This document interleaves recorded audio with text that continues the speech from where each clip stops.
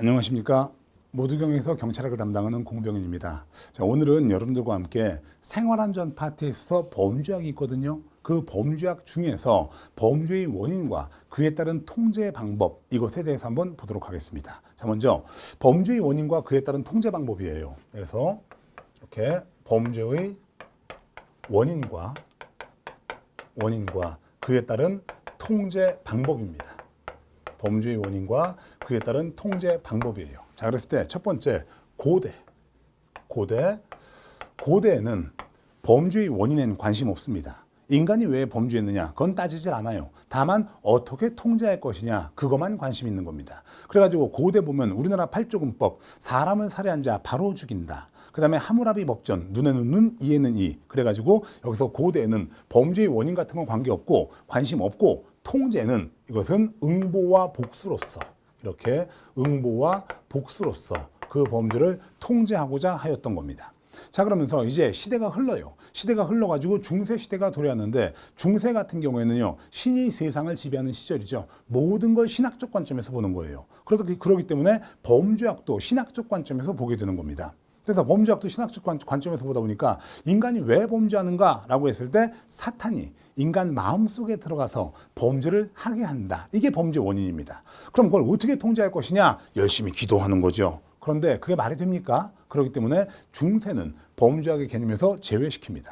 그렇게 하다가 이 중세가 끝나면서 르네상스 시대가 도래하게 돼요. 이 르네상스 인본주의입니다. 그래가지고 인간이 왜 범죄하는가? 사탄이 과연 인간 마음속에 들어가서 인간을 범죄하게 하는 것인가? 라고 생각하는데 그게 아니죠? 그럼 인간이 왜 범죄하나 봤더니만 그때는 고전주의라는 사람들이 나와요. 자, 이 고전주의, 이 사람들은 인간이 왜 범죄하느냐라고 할 때 인간의 자유의지를 발견해냅니다. 자유의지를 발견해요. 그래가지고 인간이 자신의 자유의지로서 합리적으로 판단해가지고 범죄를 선택하는 것이다 라고 얘기합니다. 그래서 인간을 합리적 인간으로 규정합니다. 합리적 인간으로 규정해요. 합리적 인간이기 때문에 범죄로 인한 이득이 이렇게 범죄로 인한 이득이 손해보다 크다면 누구나 범죄한다. 이렇게 하는 겁니다. 그래서 범죄가 발생한다라고 얘기하는 거예요. 그래서 인간이 자신의 자유의지 가지고 합리적으로 판단해서 범죄로 인한 이득이 손해보다 크니까 범죄한다. 이렇게 하는 겁니다. 자, 그러면 여기서 이 고전주의 얘기할 때 범죄 통제 방법 어떻게 하면 범죄가 생기지 않겠습니까?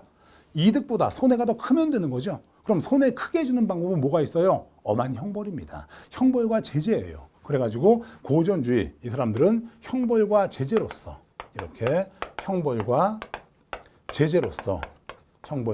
제재로 범죄를 통제하고자 하였던 겁니다. 범죄를 통제하고자 하였던 거예요. 자, 그러면서 고전주의 얘기할 때 인간은 범죄자가 되기로 처음부터 정해져 있어요? 안 정해져 있어요? 정해져 있지 않죠. 이거는요. 자, 이건 누구라도 범죄할 수 있는 겁니다. 처음 태어날 때부터 저 인간이 범죄자다 이렇게 정해져 있는 거 없어요. 이건요. 그냥 누구라도 지가 합리적으로 판단해서 범죄로 인한 이득이 손해보다 크다면 누구라도 범죄한다라고 하는 겁니다. 그렇기 때문에 범죄자가 되기로 정해져 있지 않다. 그래서 의사 비결정론. 범죄자가 되기로 정해져 있는 거 아닙니다. 범죄자가 되기로 결정되어 있는 거 아니에요. 그리고 비결정론적 인간관 이렇게 얘기합니다. 비결정론적 인간관 이렇게 얘기하는 겁니다. 자, 이게 고전주의입니다. 이게 고전주의예요. 자, 그러면서 시대가 또 발전을 해요. 그러면서 과학의 시대가 도래합니다. 과학이라고 하는 것은 인과의 학문이기 때문에 실제 증명 가능한 것만 가지고 논해보는 거죠. 그래가지고 실증주의란 말이 나오는 겁니다. 그래서 이렇게 실증주의 학자들이 나오게 돼요. 그럼 이 실증주의 학자들은 범죄가 왜 발생하는가에 대해서 연구를 하게 되는데 이 고전주의에 대해서 뭘 비판하냐면 이 자유의지라는 걸 비판을 해요. 왜냐면 이 자유의지 본 적 있느냐 그겁니다. 자유의지 증명이 되느냐 그거예요. 증명 안 되죠. 그러면 이 실증주의 학자들은 왜 범죄가 발생하는가에 대해서 연구를 해봤어요. 그런데 그 중에서 이제 이탈리아 실증주의학파의 태두였던 롬브르조라는 사람이 있습니다. 이 롬브르조는 원래 직업이 의사예요. 그러니까 인간 몸에 관심이 있는 겁니다. 그래가지고 요 인간들이 왜 범죄를 저지를까 고민을 많이 했거든요. 그랬는데 어느 날 이 이태리 북부 알프스 산맥 근처죠. 거기서 제일 유명한 산적이 있었어요. 그래서 그 산적이 잡혔습니다. 결국엔 사형당했죠. 그러니까 롬브로저는 의사니까 이제 검시하러 갔겠죠. 딱 갖고 본 겁니다. 대체 이 새끼는 왜 이렇게 범죄를 많이 범했을까 하고 이렇게 딱 하고 봤더니만 일반인과는 다른 특징이 있는 겁니다. 어떤 특징이 있냐면요. 이놈이 범죄인 같이 생겼어요. 그럼 여러분들이 뭐 이런 말이 다 있어 라고 할지 몰라도요. 요 생긴 거 이것도 과학이에요. 통계학입니다. 보통 요렇게 생긴 인간들은 요런 삶을 살더라 라는 통계학이에요. 그래서 실제로다가 롬브로저가 이태리 북부에 있는 교도소를 싹 한번 둘러봤더니 그 중에서 한 70% 이상이 요런 신체적 특징을 가지고 있는 겁니다. 신체적 특징을 가지고 있어요.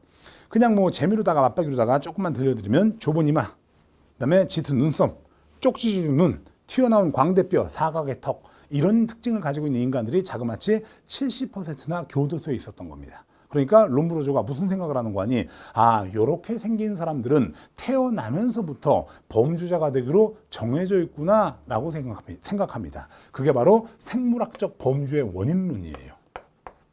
그게 생물학적, 심리학적 범죄 원인론이 되는 겁니다.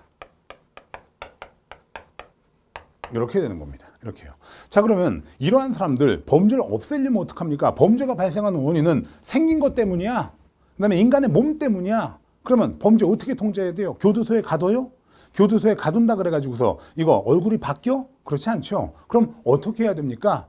수술해줘야죠. 수술. 그래가지고서 범죄를 통제하는 방법은 치료와 갱생으로서 이렇게 치료와 갱생으로 범죄를 억제하고자 하였던 겁니다. 범죄를 통제하고자 하였던 거예요. 이게 바로 실증주의가 되고 있는 겁니다. 이게요. 자, 그러면 실증주의 학자들에 의하게 된다면요. 이것은 치료와 갱생으로서 범죄를 통제하게 되는데 실증주의 학자들은 인간의 행위에 대해서 논하는 겁니까? 행위자 관점에서 보는 겁니까? 이건 행위자 관점이죠. 그래서 이것은 인간 행위자에 초점을 맞추고 있는 거고요.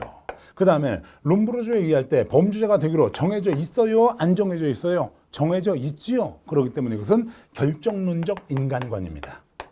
이런 사람들은 태어나면서부터 범죄자가 되기로 정해져 있는 거예요. 그런 걸 보통 우리가 생래적 범죄인설이라고 얘기합니다. 그래서 결정론적 인간관. 요걸 특징으로 하게 돼요. 요걸요. 그렇게 되겠고요. 그 다음에 이제 마지막으로다가 5번 보게 되면 이 실증주의 학자들 같은 경우에는요. 자, 범죄는 개인 책임으로 봅니까? 사회 책임으로 봅니까? 범죄는요. 사회 책임이에요. 그럼 왜 개인 책임이 아닙니까? 라고 한다면 이 사람은 어차피 태어나면서부터 범죄자가 되기로 정해져 있는 겁니다. 어차피 태어나면서부터 범죄자가 되기로 정해져 있는데 그걸 진작 발견해가지고 격리시키지 못한 사회 책임이다. 이렇게 얘기합니다. 그래서 실증주의는 범죄는 사회의 책임이다. 이렇게 얘기하고 있는 것. 이게 바로 실증주의가 되고 있는 겁니다. 이게요. 자, 그리고 이제 뭐 네 번째로다가 이건 뭐 설명할 건 아니고요. 범죄 사회학파가 있고요. 사회학적 범죄 원인론이라는 게 있습니다. 이거요. 그래서 사회학적 범죄 원인론. 요게 있고요. 그 다음에 이제 최근의 경향. 이렇게 돼 있어요. 최근의 경향. 이렇게 되어 있는데, 자, 이 두 부분은 요즘엔 시험에 잘 나오지 않고요. 옛부터 지금부터 계속해서 고전주의와 실증주의 이 부분은 왕왕 시험에 나옵니다. 그러니까 여러분들이 이 두 부분들 잘 봐주시면 되고, 제가 덮어놓고 암기하라고 한 거 아닙니다. 이건요. 자, 옛날에는 이건 범죄의 원인에는 관심이 없다. 그러니까 응보와 복수로서 범죄를 통제한다. 중간에 신학이 지배하는 시대가 있었는데 그건 학문적으로 아무런 의미가 없다. 그래서 이제 르네상스에 의해서 이제 인본주의, 사람이 나오게 되어서 인간이 왜 범죄하는가? 자유의지에 의해서 합리적으로 판단한 것이다. 그러니 범죄에 발생하지 않게 하기 위해서는 형벌과 제재로서 범죄를 통제하고자 하고, 그러기 때문에 인간은 범죄자가 되기로 정해져 있는 게 아니라 자기가 합리적으로 범죄에 선택한 것이다. 의사 비결정론입니다. 그러다가 과거 시대가 도래하면서부터 실제 증명 가능한 것만 가지고 논해보는데 인간이 왜 범죄하는가라고 할 때 생물학적 원인에 의해서 범죄한다. 그러니까 이 사람은 교도소에 넣는 게 아니라 치료와 갱생으로서 범죄를 통제하는 거다. 그리고 이런 사람들은 태어나면서부터 범죄자가 되기로 정해져 있다. 결정론적 인간관. 이렇게 되는 겁니다. 이것이 고대부터 고전주의, 실증주의를 통한 범죄의 원인과 그에 따른 통제 방법입니다. 자, 이렇게 해서 이해해 두시고 머릿속에 잘 넣어 두시면 되겠습니다. 자, 오늘도 이렇게 범죄학에 대해서 봤어요. 자, 이렇게 해갖고 오늘 수업은 여기까지 하겠습니다. 수고하셨습니다.